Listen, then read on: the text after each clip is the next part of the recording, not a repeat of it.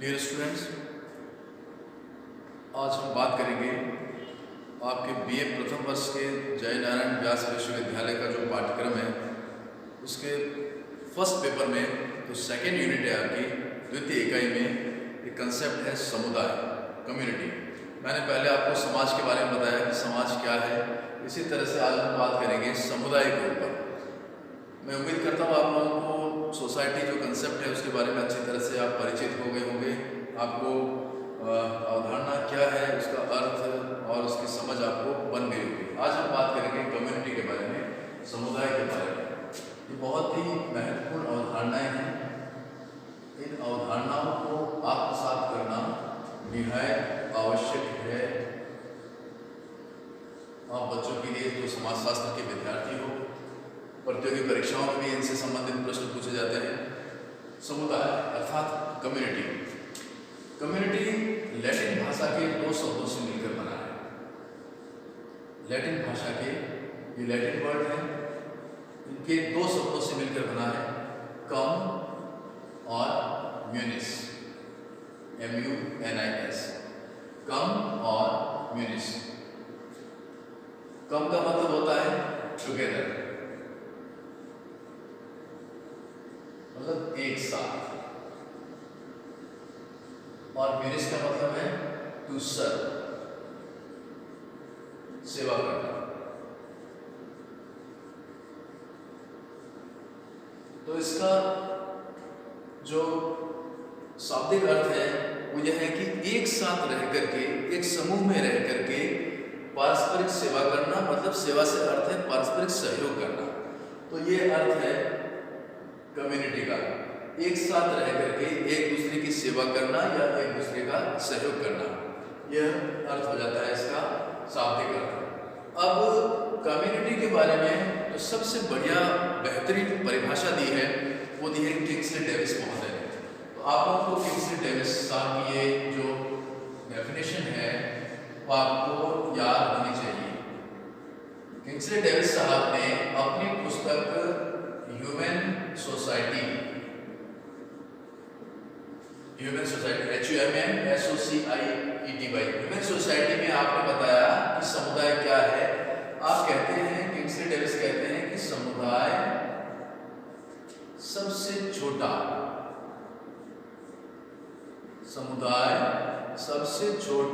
ऐसा क्षेत्रीय समूह है, क्षेत्रीय समूह है जिसमें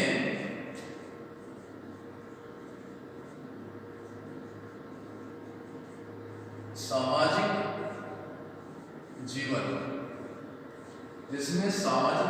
के समस्त पहलू आ जाते हैं।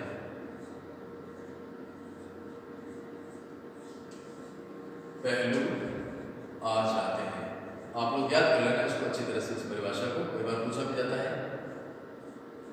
ये कोटेड है। कोटेड का मतलब है एज इट इज, जैसा विद्वान ने जो स्टेटमेंट दिया है, जो परिभाषा दी है, वो एज इट इज जब होती है तब हम उसको डबल इन्वर्टेड कॉमा के अंदर उसको कोटेड करते हैं।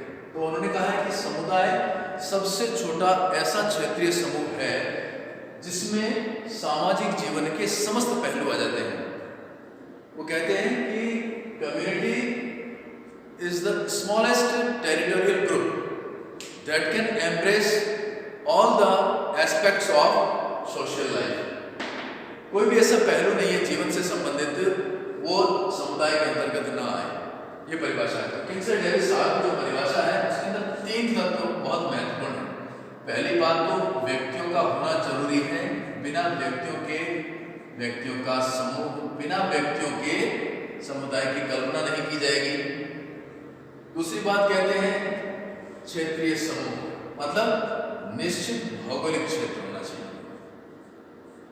निश्चित भौगोलिक क्षेत्र।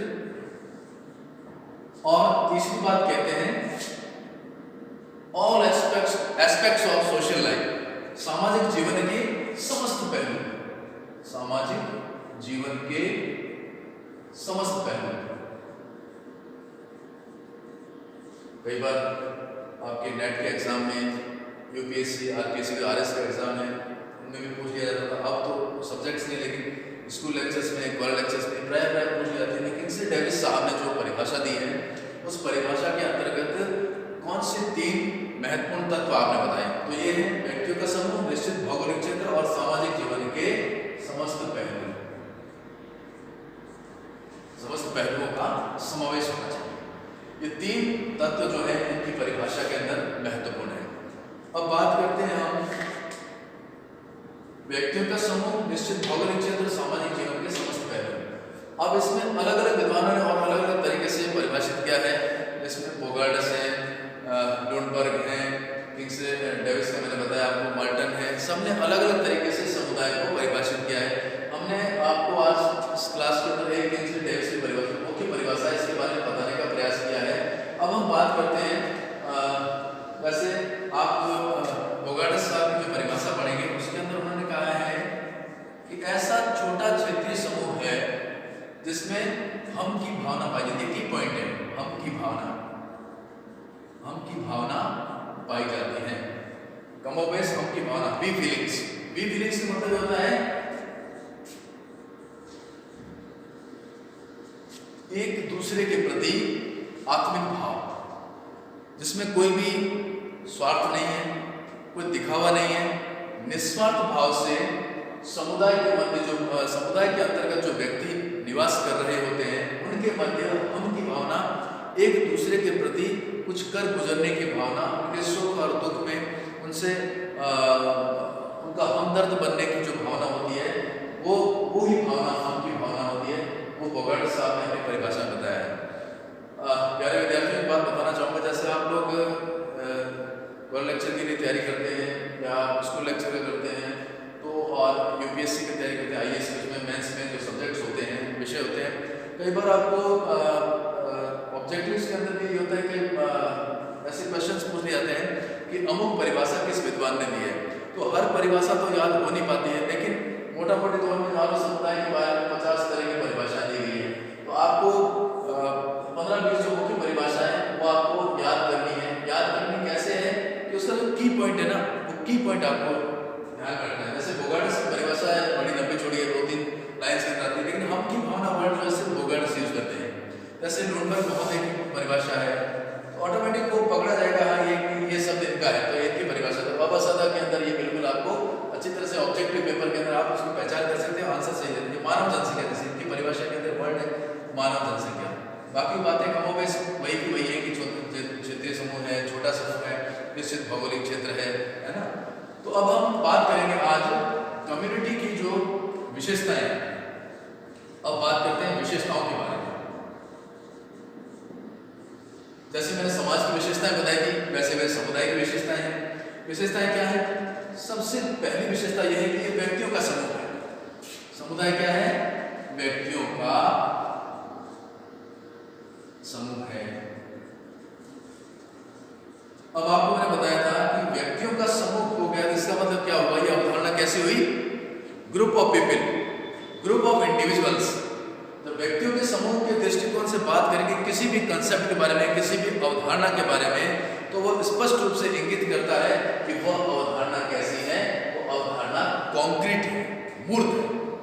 मूर्त का अर्थ जिसे हम देख सकते हैं, छू सकते हैं, महसूस कर सकते हैं, वो मूर्त है। Table, chair, fan, cooler, blackboard, wall, ये सब मूर्त है।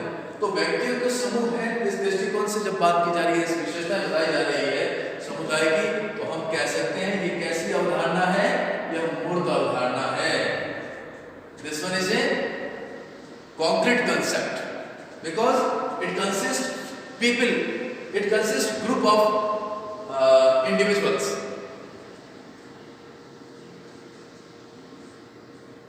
अब तीसरी बात, निश्चित भौगोलिक क्षेत्र होता है। समुदाय का निश्चित भौगोलिक क्षेत्र होना जो समाज में नहीं था। निश्चित भौगोलिक समाज का कोई दायरा नहीं है, इसका कोई निश्चित भौगोलिक क्षेत्र है नहीं। भारतीय समाज को बोल तो देखे भारतीय समाज, लेकिन भारतीय समाज कहाँ का?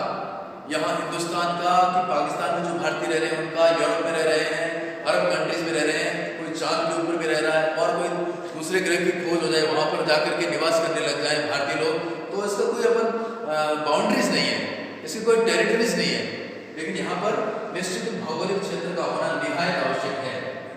निश्चित भौगोलिक क्षेत्र होना चाहिए। ठीक है, ये हो गया। अब जो आपका कम्युनिटी है इसमें स्थायित्व पाया जाता है, परमानेंसी। ये नहीं कि थोड़े टाइम के बाद, जैसे एक समाज के बारे में मैंने बताया, एक सोसाइटी समय काल परिस्थिति के अनुसार से वो जल्दी से परिवर्तित हो जाता है। ठीक है, ऐसा नहीं, इसमें स्थायित्व पाया जाता है, परमानेंसी।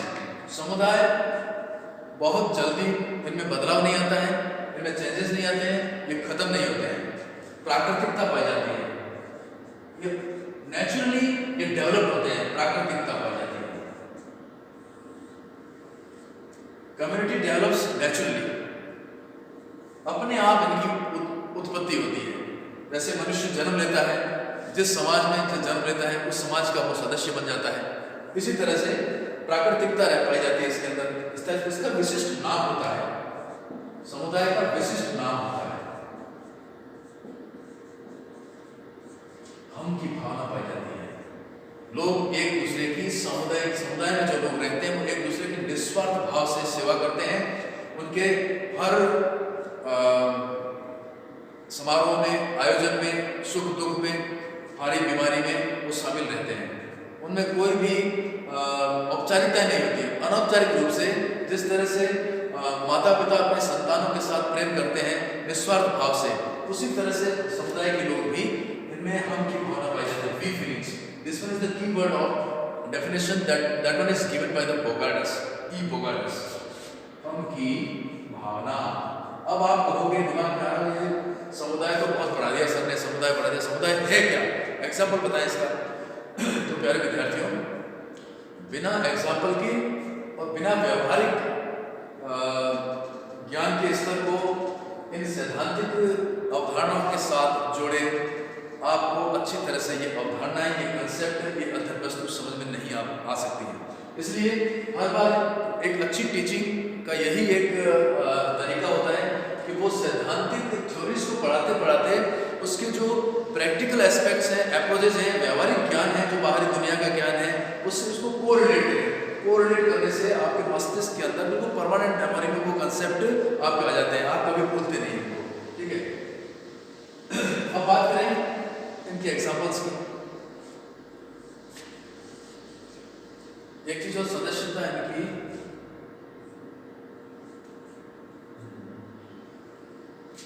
सदस्यता इनकी स्वतः है।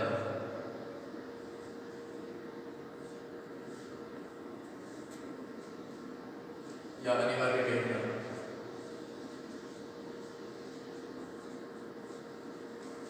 अब एग्जाम्पल लीजिए, जयपुर में रहने वाले, जयपुर शहर में रहने वाले बंगाली लोगों का समूह एक समुदाय है।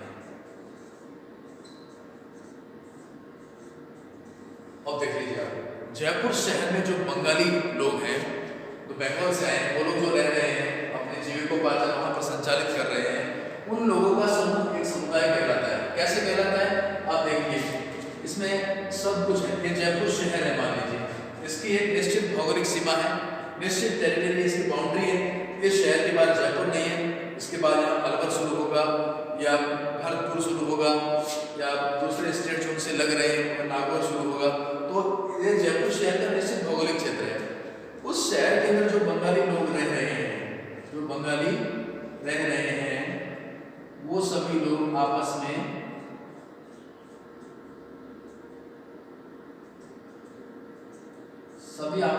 परिचित हैं, इंटरकनेक्टेड हैं। ठीक है, वैवाहिक समारोह में और अन्य समारोह में मरने पर या कोई इनका वार्षिक सम्मेलन होता है, उनके अंतर्गत ये लोग सब मिलते रहते हैं, दूसरे से परिचित हैं। कई लोग एक साथ काम भी करते हैं, जैसे झाड़ू बनाने का काम करते हैं लोग, और जो एक साथ काम करते हैं किसी फैक्ट्री के अंदर।